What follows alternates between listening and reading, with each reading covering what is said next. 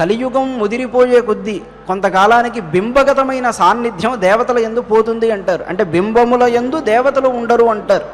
బింబములుండి దేవతలందరూ దేవలోకాలకు వెళ్ళిపోతారట. విగ్రహాలు కేవలం శిలల్లాగా మిగిలిపోతాయట.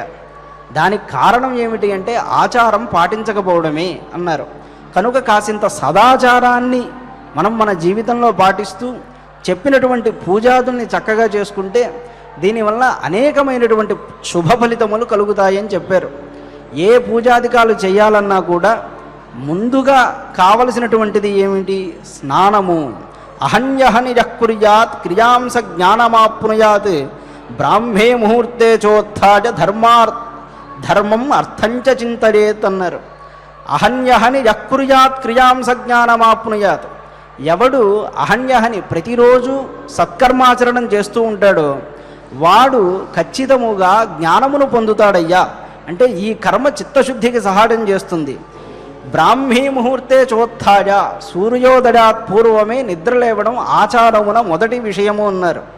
మొట్టమొదటగా లేచి ఏమి చేయాలట? ఆనాడు ధర్మబద్ధముగా ఎలా జీవించాలి, ఏ ఏ పనులను చెయ్యాలి, తన సంపాదనా మార్గం ఏమిటి అనే ఈ రెండు విషయాలు చక్కగా చింతనం చెయ్యాలి.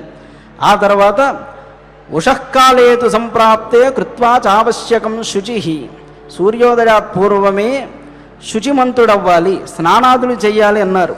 స్నానం చేయడానికి కావలసిన విధానమంతా బోధ చేస్తారు.